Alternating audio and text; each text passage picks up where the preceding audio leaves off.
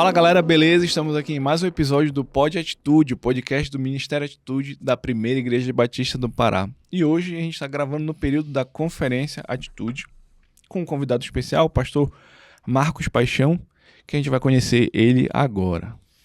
Olá pessoal, bom dia, boa tarde, boa noite a todos que estão nos ouvindo. Primeiro, é um privilégio grande estar aqui com vocês, fazendo parte desse podcast, que já está ficando, inclusive, famoso, viu? Eu descobri agora. Eu já assisti o podcast em outras versões anteriores, muito bom. Bom, eu sou o pastor Marcos Paixão, eu sou pastor na Igreja Batista Bom Samaritano, em Teresina, Piauí. É uma igreja que tem uma linha reformada em sua teologia.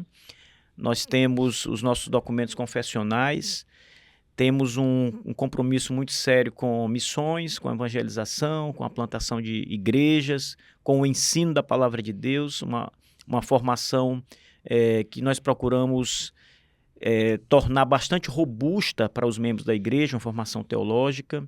Então, todos os membros da igreja são teólogos em alguma medida, né? E eu também tenho o privilégio de presidir o Seminário Batista Confessional do Brasil. É um seminário que tem parceria com o Covenant Baptist Theological Seminary nos Estados Unidos, e nós recebemos a cada ano professores norte-americanos que vêm ministrar aulas para os nossos alunos. O Arnold aí está formando aí Se Deus quiser, em teologia, né? É o mestrado, né, Arnold? Mestrado. É bom ele se formar, né? Então, daqui a pouco tempo aí, o Arnold vai receber o seu título. E nós temos trabalhado no seminário, o seminário tem crescido bastante no Brasil, fora do Brasil. Nós temos alunos do Seminário Batista Confessional em várias partes do mundo. No Japão, temos cerca de 10 alunos no Japão, brasileiros que moram no Japão, e a igreja batista japonesa tem avançado muito, inclusive, né?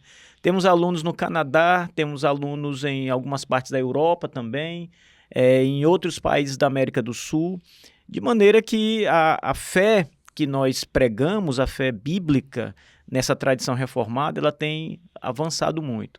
E também eu sou o fundador do CHTB, que é o nosso curso de História e Teologia Batista.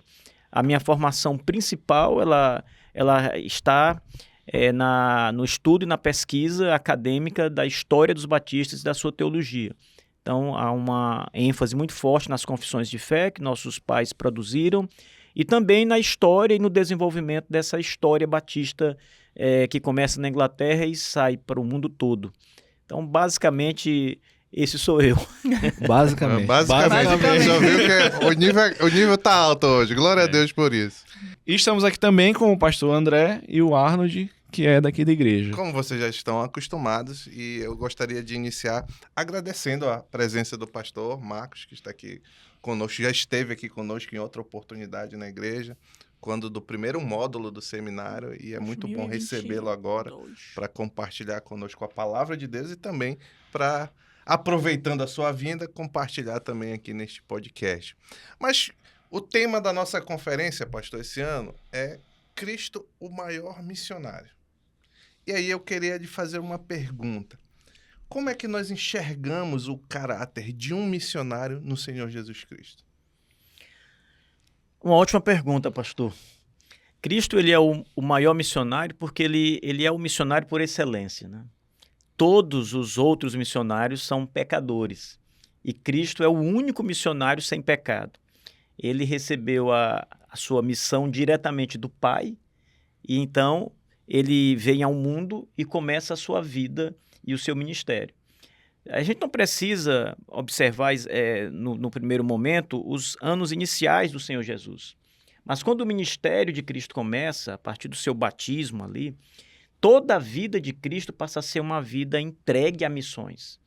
Eu queria abrir um parênteses aqui para explicar aos nossos telespectadores aqui que evangelização e missão é a mesma coisa. São palavras distintas que nós comumente usamos para falar de evangelização local ou evangelização fora do seu país, para uma outra cultura, em um outro idioma, etc. Mas quem faz missão na China está evangelizando chineses. como quem evangeliza o seu vizinho. Então, missão e evangelização, no fim das contas, é a mesma coisa. O Senhor Jesus Cristo, quando começa o seu ministério, o tempo todo, a sua missão, a sua palavra é chamar homens perdidos para Deus, para que estes homens se arrependam dos seus pecados e creiam no Evangelho. Ele começa o seu ministério pregando isso e ele termina o seu ministério pregando isso. Então, a vida de Cristo é uma vida exemplar de missão, que nós, seguidores do Senhor Jesus, precisamos cumprir o nosso papel. Afinal, nós não seremos enviados, nós já fomos enviados. Ele disse, assim como o Pai me enviou, eu também vos envio. Então, nós já estamos enviados. Cabe às igrejas locais, às igrejas que nós somos membros, obedecerem ao comando do Senhor e enviarem formalmente, digamos, as pessoas para essa missão. E a igreja vai fazer isso incentivando, lembrando, não é? Dando meios necessários, etc. Mas todos nós somos missionários, precisamos ser missionários como Jesus. O Senhor Jesus diz assim, que nós devemos, a Bíblia diz, melhor, que nós devemos andar como Jesus andou. Então, isso obviamente implica o modelo de vida que Cristo levou na Terra. E esse modelo de vida de Cristo na Terra, em relação às missões, é pregar o Evangelho. Então, todos nós devemos ser missionários como o Senhor Jesus. Amém, amém. E é interessante, pastor, que o Senhor Jesus, ele é o maior missionário transcultural, né? Porque, como a gente lê lá em Filipenses, ele saiu da glória de Deus. Verdade. Assumiu a forma humana para justamente vir a este mundo, pregar o evangelho, como ele vai dizer lá no início do evangelho de Marcos. Pois é preciso que eu vá para muitas outras regiões pregar o evangelho, porque foi para isso que eu vim. Né? Muito interessante a gente enxergar esse caráter missionário do Senhor Jesus Cristo. E eu acho que o senhor falou uma coisa aí que é muito importante, de que nós, como cristãos, cada um deve assumir esse papel também de missionário em alguma medida. Evangelista, missionário, o Senhor Jesus, como o Cristo é, e os cristãos, como os pequenos cristos, são também, sem exceção. Eu sempre, quando eu começo a falar muito, eu cutuco o Arnold, né, Arnoldinho? Dá uma chamada no Arnold. Porque às vezes senão ele fica só ouvindo o podcast. Eu tava ouvindo aqui que o pastor tava falando, né? E ele falou uma coisa interessante na minha percepção, de que Cristo é o único missionário que não tem pecado, né? E a obra do Senhor Jesus, se não tem como nós compararmos, é uma obra por excelência, é uma obra direta, o próprio Deus ali no seio da Trindade, na eternidade, promove tudo aquilo, organiza tudo aquilo. Só que, ao mesmo tempo, né, a gente ouve isso e pode parecer, então tá muito distante de mim. Só que é interessante que, da mesma forma, na verdade, em alguma medida, eu, sendo pecador, sendo vil, tendo as minhas falhas, os meus problemas, ainda assim recebo uma missão tão nobre, né, do Senhor Jesus. Isso me alegra toda vez que eu estudo. A gente vai pregar algum texto e chega nessas partes, que são muitas dentro dos evangelhos, de Jesus comissionando, Jesus estimulando os seus discípulos. Eu sempre gosto muito de lembrar disso, né? E às vezes, quando tenho a oportunidade de dar algum estudo, alguma pregação que toca nisso, eu sempre tento falar sobre isso, que é uma grande honra para a gente. Quando a gente ouve do evangelho, a gente ouve sim, é verdade que nós estávamos mortos nos nossos delitos e pecados, éramos inimigos de Deus, filhos da ira, filhos de Satanás. E quando a gente é alcançado pelo evangelho, a gente se torna filho de Deus, amados, participantes do reino da luz. Só que tudo isso é verdade, é muito bom, só que vem um privilégio ainda maior, que é nós podermos ter a oportunidade, o privilégio, realmente essa é a palavra, de poder participar ativamente do reino de Deus. Jesus já reina, está estabelecendo o seu reino, multiplicando, e a gente não está a parte disso. A gente não é deixado de lado, mas o Senhor nos convoca e fala assim, olha, vocês vão e você vai também participar do avanço desse reino aqui na Terra. Isso me motiva muito, porque eu não estou a par das coisas. Eu, como, de novo, mísero pecador, eu recebi uma missão, fui comissionado pelo próprio Senhor Jesus, e a despeito das minhas falhas, ele promete nos capacitar e enviar e continuar falando, olha, vai, faz a missão, nunca vai ser na mesma medida, mas ainda assim é um grande privilégio poder, né, compartilhar e ser ativo na obra do Senhor. Isso me motiva muito. Às vezes nós esquecemos que a obra missionária, a obra de evangelização, é uma obra divina. Deus é o Senhor das missões, Deus é o Senhor da evangelização. Nós esquecemos que o Espírito nos fará lembrar, não é? Nós esquecemos muitas vezes que o poder da mensagem é um poder do alto, não é um poder nosso. Eu já vi casos interessantes de pessoas que tinham pouquíssima instrução teológica, mas conheciam o básico, sabe? E pessoas que falavam essas coisas elementares do Evangelho, porque o Evangelho é elementar, Cristo veio ao mundo, morreu pelos nossos pecados, todo aquele que crê nele será salvo. Isso é o Evangelho, é isso que as pessoas precisam ouvir. E pessoas com pouquíssima instrução pregavam essas coisas e muita gente era alcançada pelo poder de Deus. Então, as pessoas esquecem que evangelizar é simplesmente replicar a mensagem que Cristo nos deu, a mensagem poderosíssima do Evangelho, a mensagem que destrói as trevas, a mensagem que anula as forças do inimigo. Nós precisamos crer que o Evangelho é poderoso. Não, o poder não está em nós, na nossa capacidade. A gente esquece disso. Veja bem, Cristo é o missionário por excelência. Ninguém explicou o evangelho melhor do que ele. Vocês concordam comigo? Amém. Sim. Quem é o melhor pregador da história humana? Cristo Jesus. Ninguém, nem Billy Graham, nem Paul Washer, nem Spurgeon, Martin Lloyd Jones. Pastor André Viana. Marcos Paixão. Esse nem um pouco. Ninguém pregou tão bem quanto Cristo. Ninguém foi mais preciso teologicamente. Na verdade, Cristo foi inerrante na sua exposição da verdade da Escritura Sagrada. E veja, ele pregava e as pessoas não se convertiam. Todos que ouviram o evangelho se converteram? Não. Ele pregou, o ministério dele começa em Cafarnaum, aí Marcos, ele vai dizer isso. E ele prega em Cafarnaum e a maioria da cidade não crê.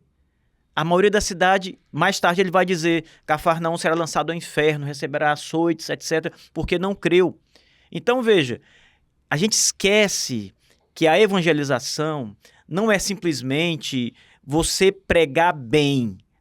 O resultado final de missões, de evangelismo, não está na capacidade de pregar bem, mas de Deus usar a sua palavra, Deus despertar corações, Deus salvar pecadores. Pastor, pegando esse gancho que o senhor falou, agora veio um assunto na cabeça. Às vezes, tem muita gente que ela já entra meio frustrada nesse caminho, vou evangelizar, mas não vai dar certo. A gente teve um exemplo recente aqui. A gente teve um projeto de uma semana inteira de entrega de cadeiras. Cadeira de roda. Cadeira de roda. Para as famílias, tudinho.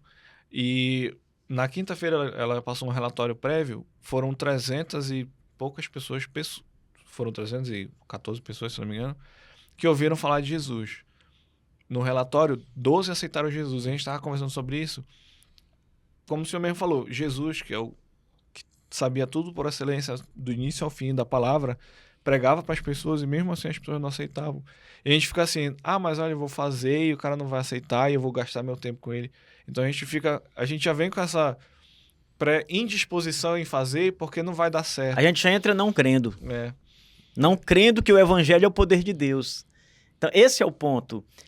As nossas igrejas precisam, e eu estou me referindo aqui a jovens, a pessoas mais idosas, aos pastores, todo mundo. As nossas igrejas precisam transmitir a liderança, transmitir a toda a igreja que o evangelho é o poder de Deus. Entende? As pessoas precisam crer que se Deus quiser salvar, Ele salva. Tem um episódio que eu sempre lembro, que é muito interessante. Spurgeon foi convidado para pregar numa outra igreja. E ele fez essa viagem para esse local que ele ia pregar, essa cidade, e à tarde, antes do culto, ele foi lá no local da pregação, e naquela época não tinha microfones, né? Sim. E locais mais ou menos abertos, e Spurgeon foi testar a acústica. E ele disse assim, eis o Cordeiro de Deus que tira o pecado do mundo. E tinha um trabalhador em cima do teto, apertando uns parafusos. Ele ouviu aquilo e parou. E ele creu em Cristo. Então, veja, o evangelho é o poder de Deus. As pessoas precisam entender, a igreja precisa entender que o poder para salvar o pecador está em Cristo e na sua palavra. É o que nós devemos fazer. Às vezes o missionário, o evangelista, ele carrega uma responsabilidade muito alta. em si. Isso já é um pensamento equivocado teologicamente. Ele acha que é responsabilidade dele salvar pecadores. E quando ele passa uma semana, um mês, um ano no campo evangelizando seus amigos, seus parentes, todas as respostas são negativas. E ele se frustra, ele diz, não dá para mim não. Ninguém crê, eu não sei pregar, ninguém deu ouvidos à mensagem, eu não sou para isso. Meu filho, se você é um cristão, você é chamado para isso. Acontece que o poder de salvar realmente não está em você. Está em Deus, na sua soberania, ele salva quem ele quer. Mas a responsabilidade nossa é pregar o evangelho. É fazer o que você está fazendo. Depois eu vou contar uma história baseado nisso, tá? Mas daqui a pouquinho. Olha, Não saia daí, não é saia interessante isso que o Negide falou, que geralmente a igreja ou os cristãos, eles tendem a ter duas visões de evangelização que eu acho que são muito perigosas e equivocadas. Uma é o pragmatismo, de que acha que se nós fizermos assim ou se nós fizermos assado, necessariamente vamos alcançar o resultado. O extremo oposto, que é tão perigoso quanto, é a incredulidade. Achar que não tem mais jeito. Não tem jeito. Esse aqui não tem jeito. Eu luto com isso em alguma medida. Eu prego o evangelho, já preguei o evangelho para pessoas da minha família que eu passa ano, eu oro, passa ano e não vejo o resultado. Mas aí eu não posso cair na incredulidade de achar que não é possível mais, que essa pessoa que não tem condição para esse tipo de gente, para esse tipo de pensamento e tal. Então, eu acho que nós, o Senhor Jesus, ele não só pregou o evangelho, como ele viveu, ele é a expressão do evangelho, né? Ele, mesmo sabendo de todas as coisas, como já foi dito, ele anunciava o evangelho confiando sempre no poder do Espírito Santo para a transformação.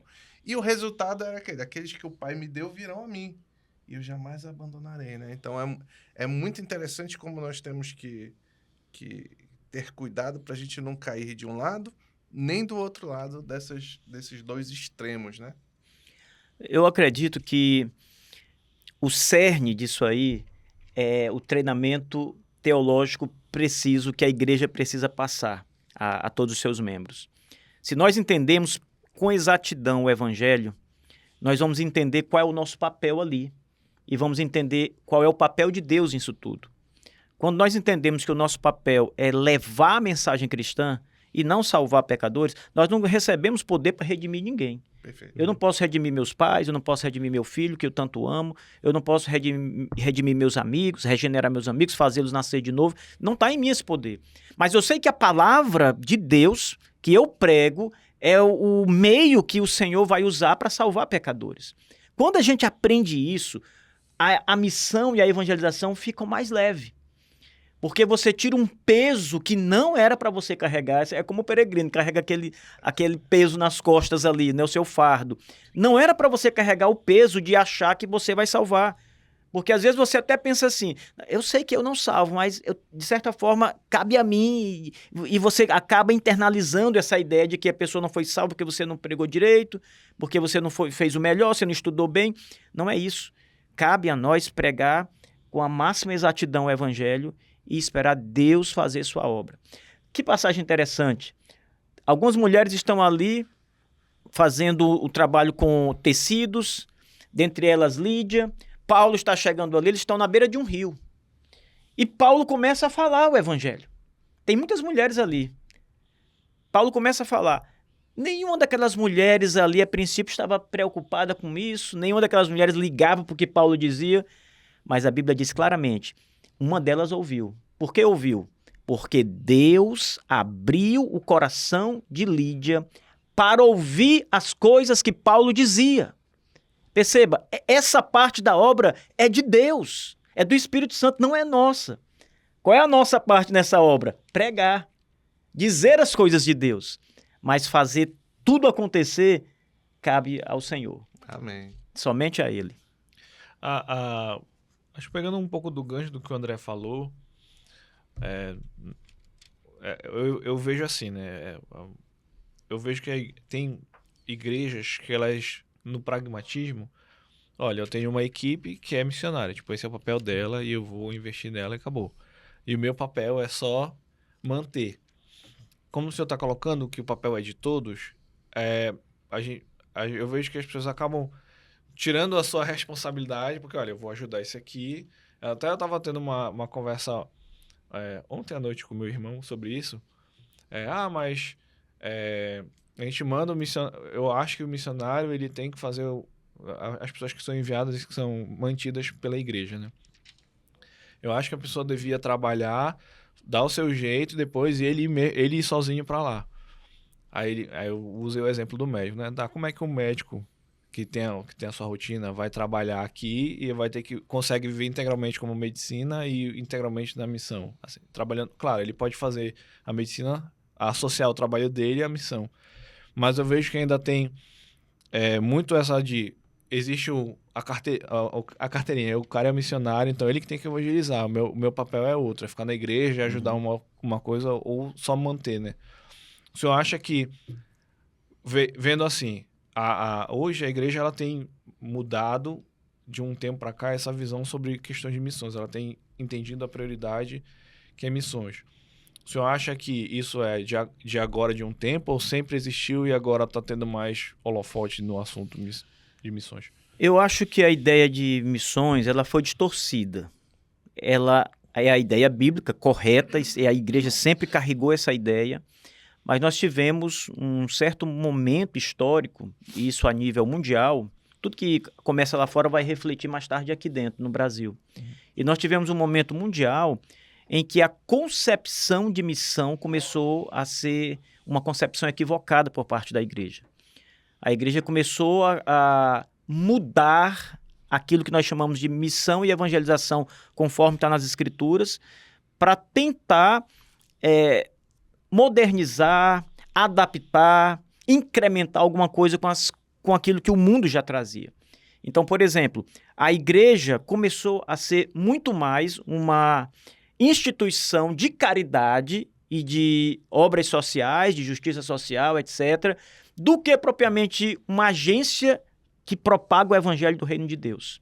Por exemplo, então quando você muda o caráter central do que é evangelismo e missão, que é levar o evangelho aos perdidos, e a igreja deixa isso com segundo plano e coloca em primeiro plano a obra social, eu não estou dizendo que a igreja não tem que fazer as boas obras, porque Cristo fez e nos mandou fazer.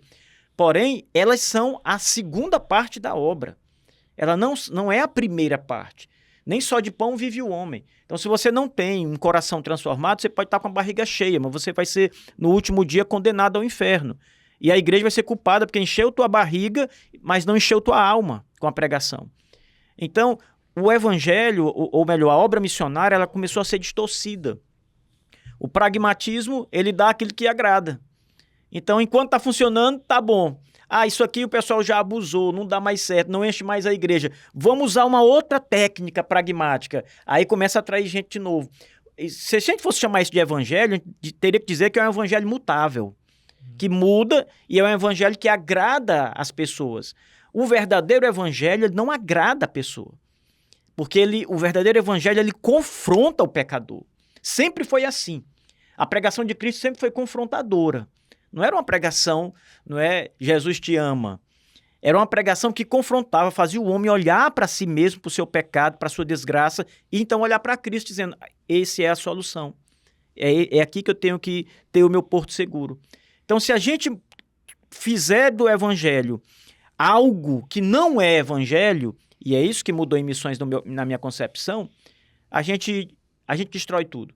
E o que aconteceu, no meu ponto de vista, é que a igreja, por muitos anos, na verdade, décadas mesmo, talvez até mais de um século, ela mudou essa concepção totalmente, sabe? Outra concepção equivocada é aquela de que a obra missionária tem que ter uma instituição para cuidar dela, uma agência. A obra missionária é feita pela igreja. A igreja é quem envia. As agências missionárias, elas devem existir como um braço da igreja, sabe? Mas a igreja é que é a agência missionária por excelência. Ela envia os homens na obra de Deus. E por último, você deu o exemplo aí do evangelho como o campo sendo o mundo. E às vezes um médico não pode. Veja, eu acho que isso é uma fuga do evangelho, uma fuga da missão. uma fuga de evangelização. Porque mesmo o médico, a sua vida está cercada por pessoas. Então, ele pode pregar o evangelho na sua rotina. Eu sou muito contrário, pastor, aquele modelo de evangelho que diz assim, ó, junta todo mundo aqui na igreja, na porta da igreja, 3h da tarde, a gente vai sair para entregar panfletos aqui na praça, na rua. Eu não estou dizendo que isso é errado. Eu estou dizendo que isso não é o evangelismo natural. O evangelismo natural é você ter contato com as pessoas à sua volta. Então, eu tenho contato com a minha família, tem muitos descrentes na minha casa, no meio do povo da minha família. Eu tenho que falar para eles. Eu tenho vizinhos que não são crentes. Eu abro a porta da minha casa de manhã, saio ali na calçada e vejo uma multidão de descrentes. Veja que campo missionário. Eu não posso dar um bom dia, falar de Cristo para uma pessoa, falar do amor de Deus. Às vezes me falta coragem de fazer isso, mas não oportunidade. Então, um missionário não tem que ir para a China para pregar. Ele tem a porta da sua casa, ele tem as pessoas que estudam com ele, trabalham com ele. O campo é o mundo. E é interessante isso aí, pastor, que o senhor está falando, porque traz para o que a gente falou aqui no início, para a responsabilidade individual. Não sei se a gente falou já no podcast ou na prévia aqui, mas traz para a responsabilidade individual de cada um. Eu acho que um problema das missões no nosso tempo, pelo menos até onde meus olhos viram, é que a gente tende a institucionalizar o trabalho de missões. Como o senhor já falou das agências missionárias que têm o seu papel, como também foi dito aqui, acho que foi pelo Negídio, do Ministério de Evangelismo que as igrejas têm. A nossa igreja tem um Ministério de Evangelismo, que nós investimos bastante nisso, implantação de igreja, etc. Mas esse caráter individual de que cada crente, cada cristão como Cristo, ele também é um evangelista por seu vizinho, por camarada do Uber. Como o senhor falou muito bem, às vezes nos falta coragem. Às vezes me falta coragem. Às vezes me falta intencionalidade. Mas nós estamos aqui para sermos edificados, para aprendermos, melhorarmos. E é interessante isso. A gente precisa... Eu acho que o que talvez seja uma urgência, eu quero ouvir a sua opinião, quero ouvir também o Arnold. O Arnold está meio acanhado, acho que Deixa eu deixar de falar, mas eu quero ouvir, eu acho que talvez um resgate que urgentemente nós precisamos fazer nas igrejas é atribuir essa responsabilidade a todos. Não é que... Atribuir não, porque já é atribuído, mas...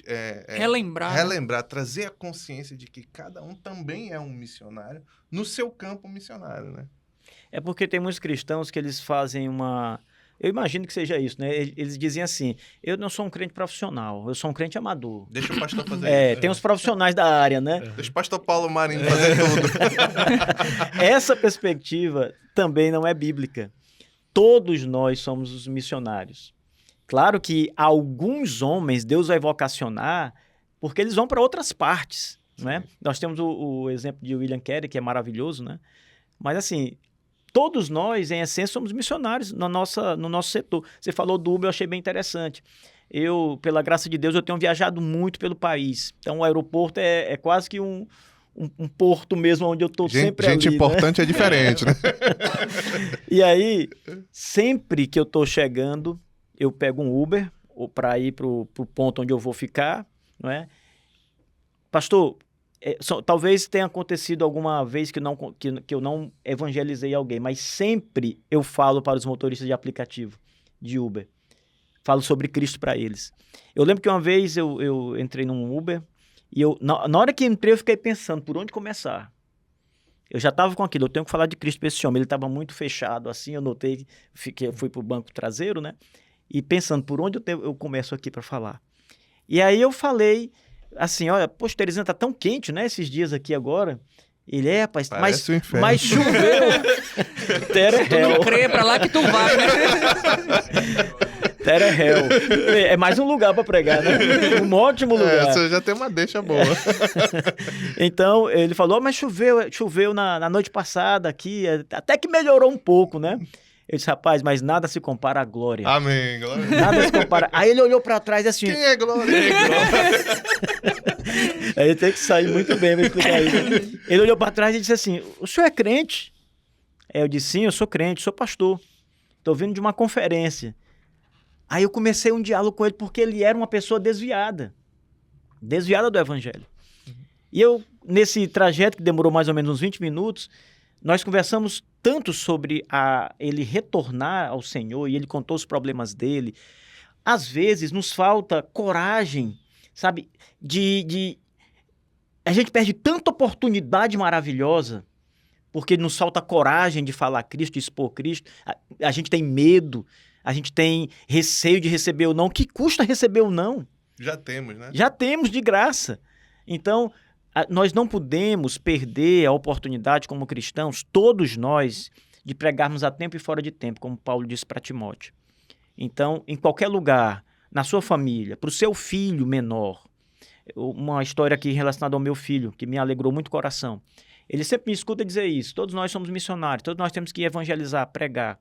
E às vezes eu tenho conversas particulares com o meu filho menor, de 13 anos. Eu tenho conversas com ele sobre isso. E umas 3 semanas atrás ele chegou para mim e disse, pai, hoje eu falei de Cristo para o meu colega Gabriel. Ele disse, foi, filho? Foi, pai. Falei para ele de Cristo. Eu disse para ele que ele tem que crer em Jesus Cristo. Pai, ele disse que quer começar que eu leia a Bíblia com ele. Olha aí. Então, assim, irmãos, esse é o ponto. Todos nós temos que ter o Espírito de Cristo, de pregar incansavelmente, a tempo e fora de tempo, nos doar para a obra missionária, para a evangelização, acreditar que Deus vai salvar. Nós temos que entrar na obra missionária crendo que Deus vai salvar, ainda que Ele não salve, ainda que o Senhor diga, esse agora não, mas nós temos que entrar crendo que vai ser agora sim. A resposta só vem depois, claro. Então, a responsabilidade de todos os crentes é levar esse evangelho adiante, o evangelho de Cristo Jesus, crendo no poder de Deus, confiante que o Senhor fará a obra. Teve uma oportunidade que eu estava numa antiga igreja, né, que eu congregava. A gente estava lá, né, na época eu fui convidado a dar uma palavra lá e tudo mais. E aí uma dessas coisas que a gente estava conversando era sobre essa questão do evangelismo, né? E eu vivia a minha vida naquela igreja, então eu conheço muito das pessoas ali. E eu lembro que uma das frases que a gente estava falando, né, então ela falou assim, olha, todos nós somos chamados a ser missionários, isso não é só o papel do pastor, não é só o papel do evangelista, todos nós temos essa responsabilidade. Aí você tá pregando isso, os irmãos já ficam assim, né? Já vão ali se encolhendo, já ficam, será mesmo que é minha responsabilidade? E aí, eu lembro que eu falei assim, olha, muitos dizem, porque eu já ouvi muitos me falarem isso, muitos dizem que eu não evangelizo porque eu não sei pregar, eu não sei falar de Jesus, né? Aí, como o pastor sabe, então ele prega. E aí eu lembro que eu brinquei com eles, eu falei assim, olha, você sabe falar de Remo e Paysandu? Nosso time aqui, né? O senhor conhece o Remo e Conheço. Paysandu? Olha aí. Pois é. Tem até um representante. Você sabe falar do Remo e Paysandu? Sabe discutir, né? Quando um perde, um ganha, fica aquela discussão.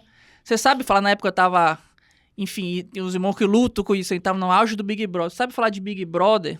Quem tá no paredão, quem tá não sei o quê. Esse aí tem que ser evangelizado, esse irmão. Pois é, aí, sabe falar de Big Brother? Sabe falar da última notícia? Sabe e gosta, né? Pois é. Igreja de bairro, sabe falar, né, do problema do irmão? Então, por exemplo, então você sabe pregar o evangelho. Você sabe falar. É assim, você tem que falar do amor de Cristo como você fala de, obviamente, guardadas as devidas proporções, de um outro assunto. E por que eu digo isso? Porque às vezes a gente toma esse fardo, né, como o Nedir estava falando, de existe sim o fardo de, poxa, eu não vou conseguir, aí o camarada já não quer nem falar. Mas muito desse fardo, eu digo isso muitas vezes por experiência própria, se dá porque, tipo, eu não sei o que eu vou falar, ou então não sei se aquilo que eu vou falar é correto, não sei se essas minhas palavras vão ser bonitas. E você vai colocando esses e se's e acaba que não, eu não consigo. O pastor que já prega, ele é mais capacitado do que eu. Tem muitos empecilhos que ele vai criando, Vai né? criando na mente dele. E eu digo isso por experiência própria. Se tornou uma oração mais constante minha de ter coragem. Eu lembro que é algo constante na minha vida, né? Uma vez ao mês eu vou ao cabeleireiro. Então, o barbeiro já conta ali, é quase um salário para ele, que na semana do dia 20 eu vou lá, e aí eu vou cortar o cabelo, e toda vez, assim, quando eu vou, eu chego, Senhor, me dá coragem, porque é como o irmão falou, às vezes, a gente às vezes, a gente tem a teoria de que eu devo fazer, eu quero fazer, mas chega na hora, parece que O que eu falo? Como é que eu começo? E às vezes eu sento lá naquela cadeira, né, pra cortar o cabelo, fico, Senhor, me dá coragem, me dá oportunidade. E se realmente aparecer a oportunidade, abre os meus olhos pra eu ver essa oportunidade. E graças a Deus, assim, vamos dizer, de 10, 4 eu consegui falar, mas puxa, eu fico muito alegre quando eu consigo. Porque eu vejo, assim, quando você não fala, você fica, eu preciso, mas quando você consegue falar, puxa, é uma alegria no coração enorme. Então, se tornou uma oração minha, e o pastor até comentou, né, na pregação de ontem aqui no culto, para quem não veio, assista aí na internet, sobre esse nosso amor pelos perdidos, né?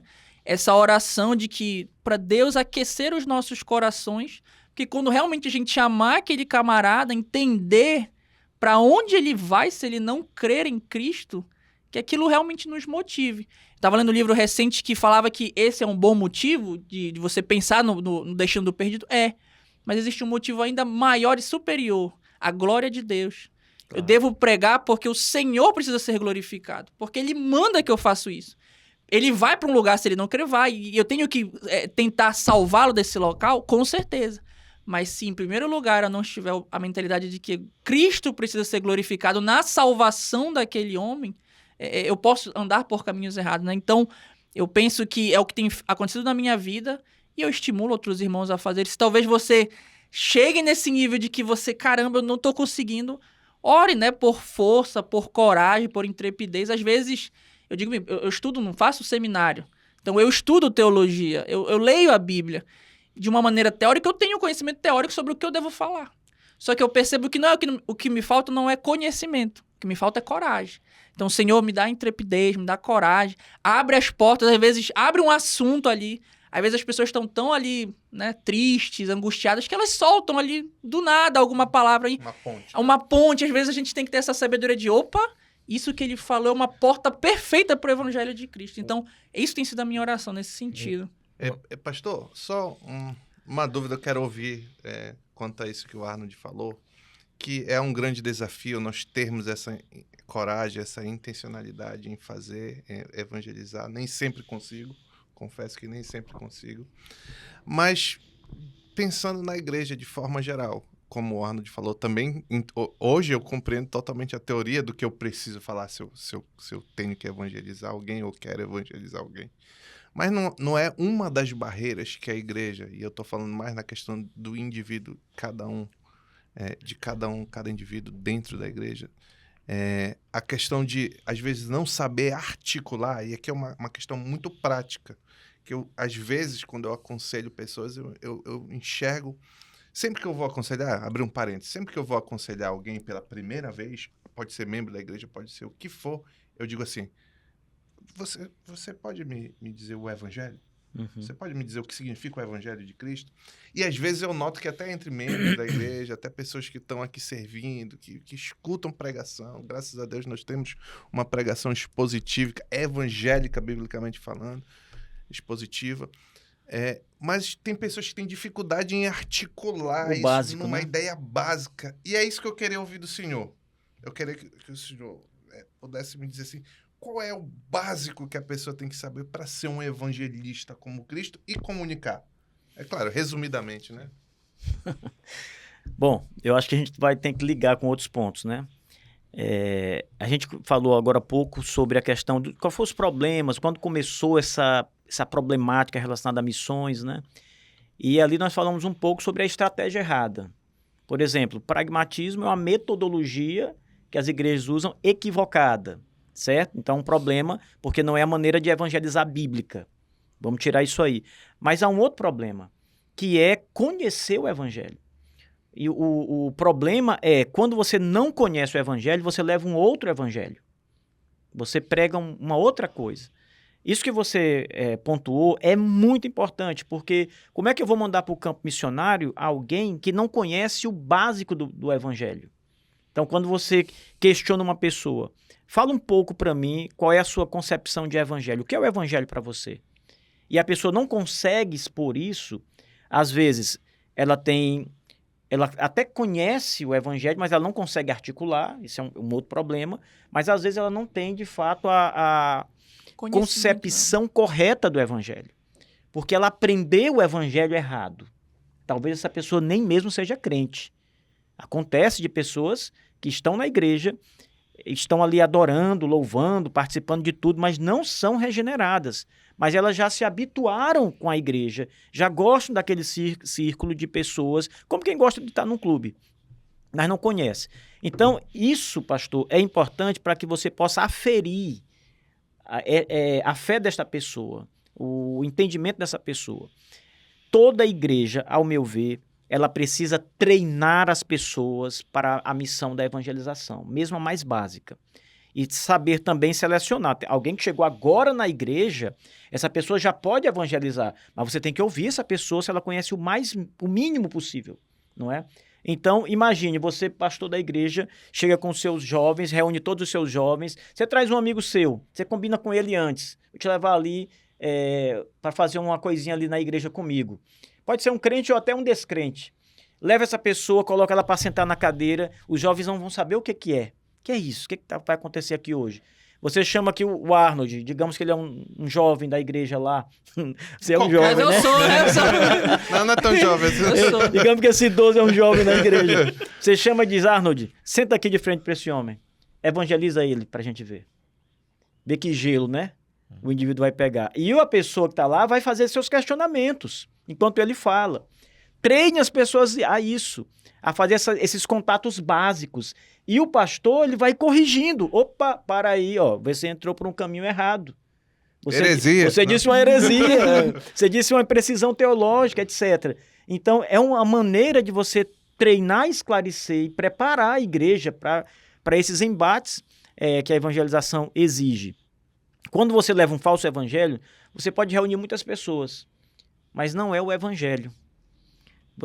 Tem muitas doutrinas que reúnem pessoas. Essas igrejas neopentecostais, a maioria delas heresias mesmo, estão cheias de gente, cheias de pessoas aí. Então, reunir pessoas, ganhar pessoas, não quer dizer que essas pessoas estão sendo salvas. Elas serão salvas se elas forem realmente vencidas pelo evangelho. Se o evangelho verdadeiro for pregado. Então, mais uma vez, a estrutura teológica, a base, o conhecimento basilar do evangelho, todo membro precisa ter. Todo cristão precisa ter. Se ele não tiver, ele pode levar uma falsa mensagem. E isso seria o contrário do que a gente quer. Não seria evangelização. Ele estaria jogando mais lenha na fogueira do perdido, né? Então, prepare as pessoas minimamente com conhecimento doutrinário, com ajuda em mostrar como evangelizar, criando situações, e aí, então, treine essas pessoas no campo. Uma outra maneira interessante, pastor, você vai sair com 2 jovens da sua igreja. Bom, entra aqui no carro, hoje a gente vai passar uma tarde juntos. Que bom. Aí eles saem com você. Vai para uma comunidade ali, para um bairro qualquer, desce, vai para uma praça, desce e diz assim, olha, eu quero ver vocês 2 evangelizando agora. Eu vou só olhar. Se prepare, viu? É o Marquinhos e o Isaac aqui. Se prepare. E aí tem uma pessoa sentada no banquinho da praça, você diz pro primeiro, ó, vai lá e evangeliza. Eu vou ficar ouvindo. Não sei como vai ser. Te vira, dá o teu jeito aí, a tempo e fora de tempo, e escuta. Bote sob pressão essas pessoas, para ver como elas se saem. Depois você anota e discute com elas como foi, o que eles erraram, o que eles foram muito bem, como eles deveriam ter ido. Então, esses encontros práticos são muito importantes. Lá no Piauí, nós estamos preparando um centro de treinamento para pastores e missionários. Ele está em obras ainda. E a 7 quilômetros de lá, há uma cidade que tem 7 mil habitantes. 5 mil e poucos habitantes e mais uns 1.000 que moram ali ao redorzinho. Então, qual é o ponto? As pessoas vão para lá para estudar teologia no centro, estudar missões teoricamente, e 1 ou 2 dias serão tirados para as pessoas irem para essa comunidade para fazer evangelismo. Treinamento. Esse treinamento pode redundar em salvação de vidas, mas treinamento. Então, essas pessoas precisam conhecer o básico para pregar o evangelho correto. Precisão teológica. E é interessante, pastor, que algo que a gente pode acrescentar, penso eu, nesses treinamentos, graças a Deus aqui na igreja, vez ou outra tendo treinamento, o pastor Paulo estava um tempo desse, acho que foram o quê? Uns 3 meses que durou? treinamento de evangelismo que teve. Uma classe missionária. Teve acho que foi uns 3, 4 meses. Então, lotado, muitos jovens elogiando, uma benção. O pessoal, inclusive, tá perguntando quando vai abrir outra para que quer participar. E eu acho que nessas questões, o evangelho lembrar, além disso que o senhor falou, que realmente é muito importante, do conteúdo, né? Eu acho que, às vezes, eu já lidei com alguns jovens, adolescentes, eu mesmo já me vi diante desses questionamentos. Poxa, tenho que chegar e conversar com aquele fulano. O que eu vou dizer para ele? Aí, antigamente, né, como eu fui treinado, digamos assim, lá atrás, não, olha, chega lá com ele, cita um versículo e no final tu diz que Jesus te ama. E aí... Deixa Deus fazer a obra. Deixa Deus fazer a obra. Eu não vou mudar nada em minha vida. Jesus me ama. E aí eu fiquei com isso, né? Eu ficava, puxa... tá. E eu fazia, né? Na nossa antiga igreja, quando tinha conferência, né? Congresso que chama, congresso de adolescente, congresso de jovens. A gente saía, igreja de bairro, saía em volta, né? Evangelizando nas casas aí. Ô, tudo bom? Olha, vai ter um congresso hoje. Sexta, sábado e domingo lá na igreja, tá? Você não quer ir? Ah, vou ver e tal. Olha, queria só deixar um versículo. Deus amou de tal maneira e tá. Olha, Jesus te ama, sabia? Vá lá, não perca. E eu ficava com isso, né? Eu falei, puxa, mas, né? Parece que é pouco. E aí, passando o tempo, eu comecei a ter contato, como alguns dizem, com a parte mais amarga do evangelho, né? Que é a má notícia. Tá, Jesus, beleza. Jesus ama, ok, mas e a ira de Deus? E o inferno do qual tanto Jesus fala? Ele fala mais do inferno que do céu. Justamente, cadê tudo isso? Eu ficava, puxa, eu digo que Jesus ama, mas aquilo que Jesus mais falou, que é pra onde alguém vai se não crer nele, eu não comento sobre isso. Onde está a confrontação? E aí eu falei, puxa, será? E aí eu queria ouvir do senhor, quão importante, na sua opinião, nós conciliarmos, né? Equilibrarmos, talvez seja a melhor palavra. Eu já tenho amigos que é o contrário, que o camarada chega, olha, tu vai pro inferno, tu vai isso, tu vai aquilo. Mas eu também tenho outros conhecidos que não querem nem citar porque pode espantar a vítima, digamos assim, não vou espantar. Então, na sua opinião, como equilibrar esse conteúdo do evangelho, que é essa moeda de dois lados? Um amor tremendo, sobrenatural, mas ao mesmo tempo uma realidade de dor, de sofrimento, caso não haja perdão, caso não haja arrependimento, né? E eu quero aproveitar, deixa para o senhor poder responder, pastor, tentar colocar isso de uma maneira prática, em algum sentido a mesma coisa que o Arnold perguntou. Aquele que está nos ouvindo, eu queria que o senhor pudesse dizer assim, para aquele que está nos ouvindo, se ele tivesse, eu sou um crente em Cristo Jesus, eu tenho o desejo de evangelizar alguém, mas não sei como. O que eu devo dizer? Qual é o básico? Que, como o senhor falou, aquele crente que acabou de entrar na igreja, foi convertido ao Senhor, o que ele deve dizer para o motorista do Uber quando ele quer pregar o evangelho para ele? Eu acho que em alguma medida alcança isso daí que o Arnold falou, a exposição completa e equilibrada do evangelho de Cristo Jesus. O que o senhor pode nos dizer aí quanto a isso? Vamos lá. Primeiro, eu acho que esse tipo de evangelização que começa com Jesus te ama, ela não é bíblica. Então não é evangelização. Como é que Jesus ama uma pessoa que o odeia, que pratica todo tipo de pecado, crime, tudo que é hediondo, por exemplo? Como é que Jesus vai amar uma pessoa assim? É uma pergunta interessante, não é? A Bíblia diz que Deus enviou o seu Filho porque ele amou o mundo, né? E ele está falando ali de pessoas, de fato. Porém, o evangelho deve começar, o encontro do evangelista com as pessoas deve começar realmente com a má notícia. As pessoas precisam saber primeiro qual é a sua situação. Eu lembro que eu tinha um pastor, um professor de seminário, ele estava falando para a gente sobre evangelização, missões, e ele dizia, olha, primeiro prega a má notícia, fala o estado caído do homem, fala a miséria, fala do pecado, como o pecado destruiu tudo, fala a consequência do pecado, fala do inferno, fala muito do inferno, e diz que essa pessoa está indo para lá. Então ele diz assim, ó, quando você tirar toda esperança dessa pessoa, quando você mostrar claramente que o estado dela não tem jeito, ela está ali enfrentando uma doença terminal e tem ali poucas horas de vida, quando ela se desesperar, aí você entra com Cristo. Mas há uma solução para você. Aí você entra com a boa notícia. O evangelho é a boa notícia. A boa notícia, ela ganha destaque diante da má notícia. Da má notícia, é o contraste. Então, aí o evangelho tem que entrar. Se você crê em Jesus Cristo de todo o seu coração, você será salvo. Os teus pecados serão perdoados. Deus enviou o seu Filho ao mundo para morrer no seu lugar, para derramar o seu sangue e limpar você dos seus pecados. Sua condição é perdida, mas Cristo pode te ajudar. Amém. Creia nele.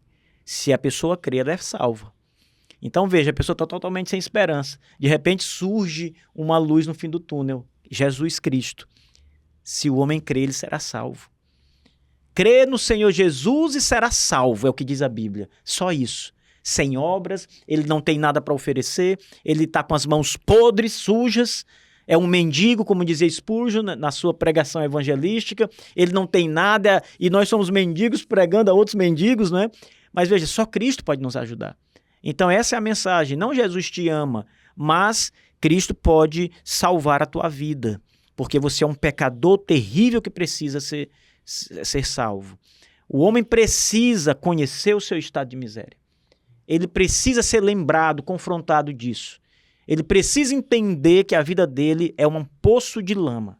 Se ele não entender isso, tá tudo bom para ele, e ele ainda diz, escuta, Jesus te ama. Pronto. Meu Deus, eu vou mudar para quê? Minha vida tá ótima. Até e Jesus me ama. Então, para que melhor, não é? Pastor, por favor, refaça a pergunta. Porque...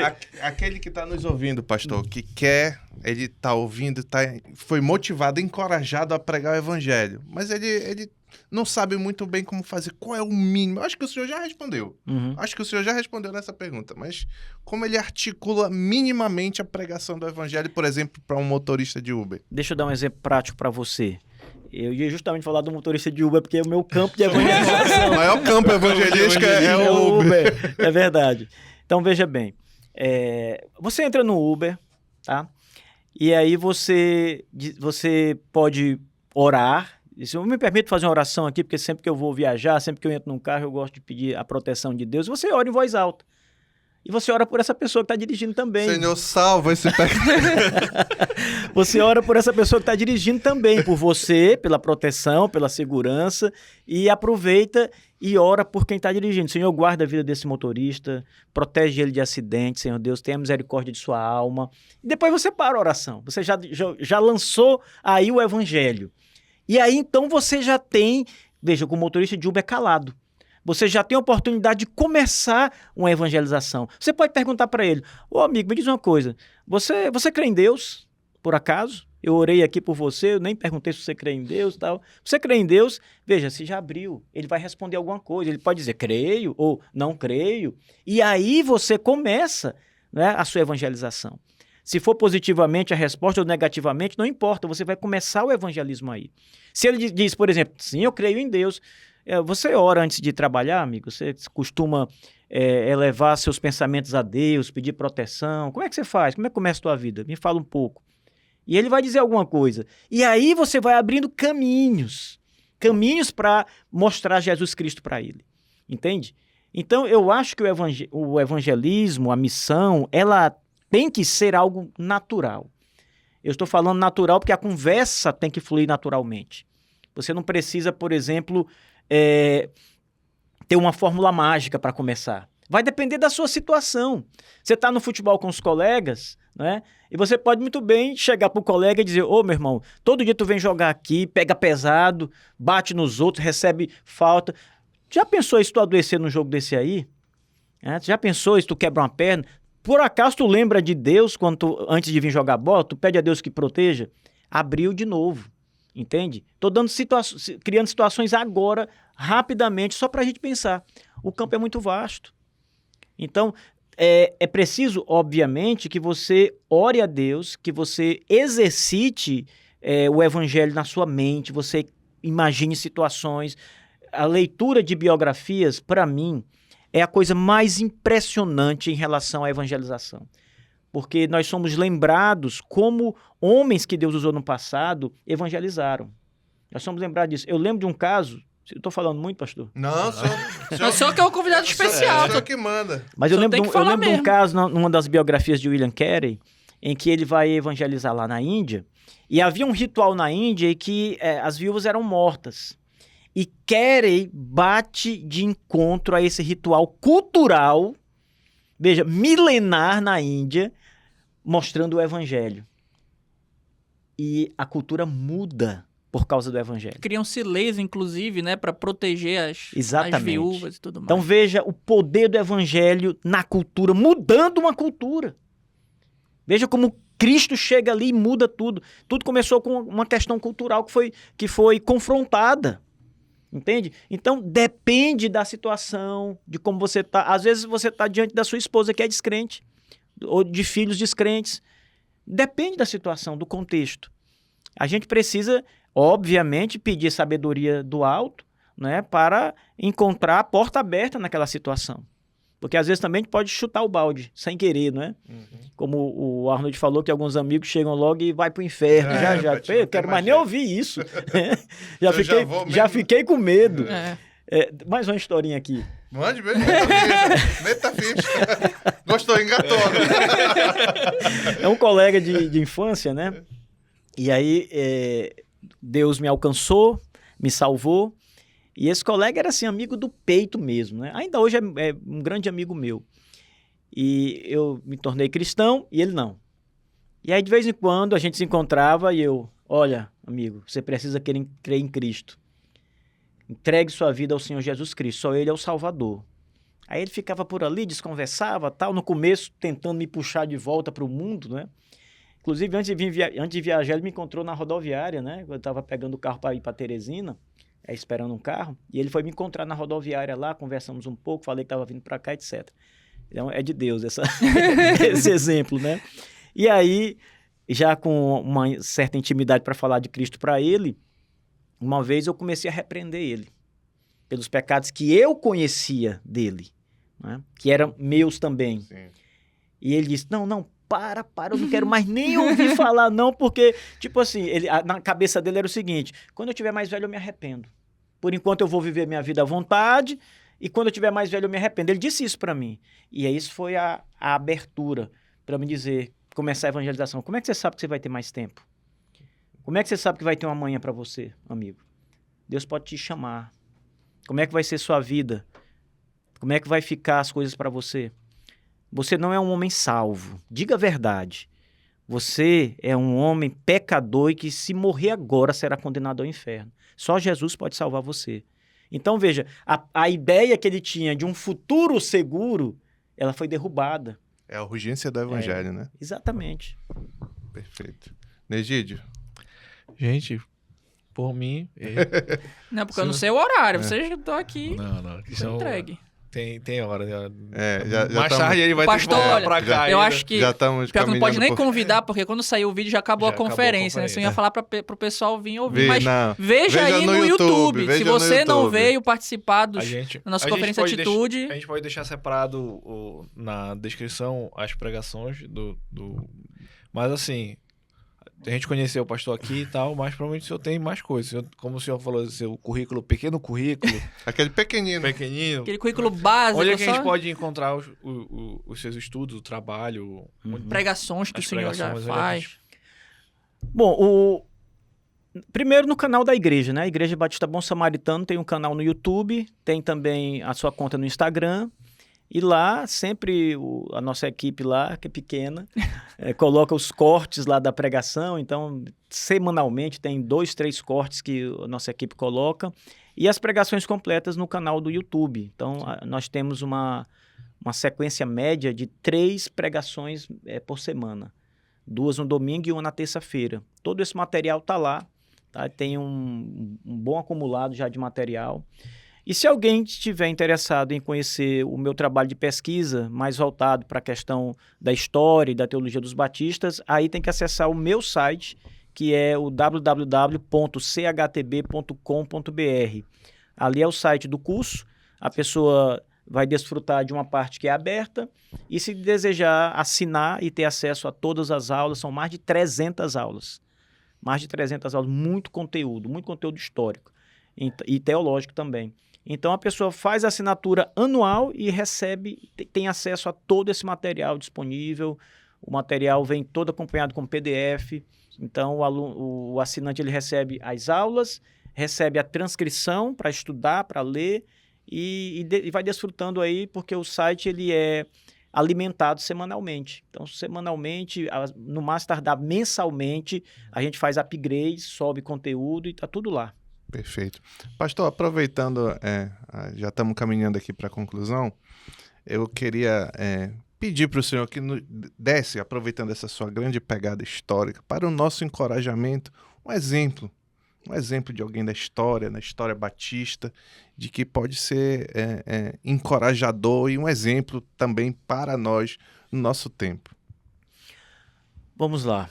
Eu acho que o exemplo, um grande exemplo, não é o único exemplo, mas eu gostaria de trazer esse exemplo à lume. Os batistas eles são muito caluniados por conta da sua tradição calvinista. Então, a gente vai encontrar muita gente dizendo, os batistas não são calvinistas. Isso aqui também foi uma mudança, como aconteceu lá na época das missões, e foram mudando as coisas. Essa é uma mudança também. Historicamente, nós batistas somos calvinistas. Esta igreja do Pará foi fundada por missionário calvinista, e as primeiras igrejas batistas do Brasil foram fundadas por missionários que eram calvinistas. Calvinistas. A Convenção Batista Brasileira foi fundada por missionários calvinistas. As primeiras instituições missionárias do Brasil, que nós temos ainda hoje vivas na CBB, que são as juntas missionárias, foram fundadas seguindo o modelo das instituições que os batistas calvinistas fundaram no passado. Toda como se diz, a logística, o funcionamento é o mesmo modelo que os calvinistas fundaram no passado. O primeiro missionário batista foi o missionário William Carey, o pai das missões modernas, que era um calvinista que subscrevia as confissões de fé de 1689 e 1644. Por que eu estou dizendo tudo isso, pastor?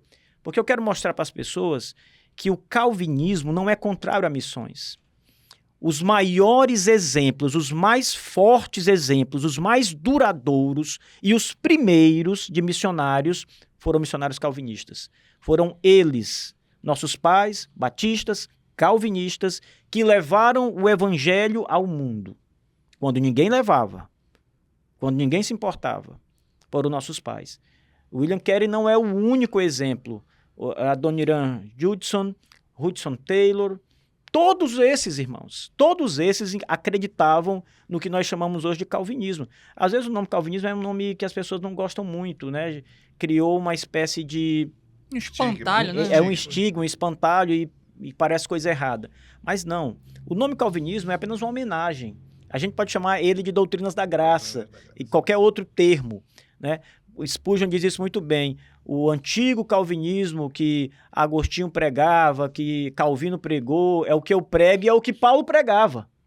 Spurgeon diz em uma pregação. Então, nós precisamos entender que a precisão teológica, e aqui eu estou falando das nossas raízes doutrinárias, também precisa ser resgatada. Porque foram esses nossos pais corajosos que entenderam que Deus tem um povo, e esse povo precisa ser chamado pelo Evangelho. Paulo, ele está lá em Corinto, zangado já, não antes desse episódio, ele está zangado porque ninguém escuta o Evangelho. E ele decide que vai embora de Corinto, eu vou embora dessa cidade. E ele vai à noite e vai dormir. E Deus aparece em sonho para ele e diz, Paulo, pregue e não te cales, porque eu tenho muito povo nesta cidade. Então, os eleitos de Deus vão ser chamados pela pregação do Evangelho. Um calvinista, ele sabe disso. Por isso que ele não carrega nas costas o peso de dizer, eu tenho que salvar. Não, Deus vai salvar o seu povo. Eu só tenho que pregar. A obra, Deus fará. E foram os nossos pais calvinistas que fizeram isso pelo Brasil. No mundo, né? Do nosso contexto aqui mais específico, o nosso país também. Perfeito. Depois dessa aula, queria agradecer a sua presença, vir para a conferência e separar esse tempo nesta manhã de sábado para vir gravar com a gente, e agradecer o André e o Arnold também que estão aqui. Tem muitas coisas que me fizeram pensar um pouquinho mais sobre a parte do Evangelho, Os motoristas de Uber agora vão se lascar. Novo campo missionário, né? Irmão, você que anda de Uber. Você que anda de Uber, se prepare para ouvir o evangelho. Eu queria saber quantas estrelas o pastor Marcos tem lá no Uber. Deve ser só 3 estrelas. Confronta muito os motoristas. Confronta muito. Mas você sabe, deixa eu... Vai demorar. Vai demorar esse podcast. Depois ele faz a mágica dele, diga. Você sabe que tem agora uma restrição, é isso aí, né? Não Que pode mais, é proibido? se a pessoa for falar algo religioso, pedir uma música religiosa, o Uber não pode botar. Alguns, né? Porque é questão religiosa. Mas, veja, o evangelho destrói tudo isso. Sim. Nós não precisamos ter medo dessas barreiras, não. Né? A gente tem que pregar mesmo. Importa, em primeiro lugar, agradar a Deus. E não aos homens. E não aos homens. Sim. Gente, muito obrigado. Fazer o tradicional. Se inscreva no canal, dá like, compartilha pro seu amigo que ainda tá na dúvida que se não é missionário, se é missionário, se tem que evangelizar, se anda de Uber, se não anda de Uber, tem que mandar para ele também. Agradecer a cada um de vocês. Links das redes sociais da gente, todo o material do pastor da igreja e do trabalho dele a gente vai colocar na descrição. E ficamos por aqui e até a próxima. Tchau.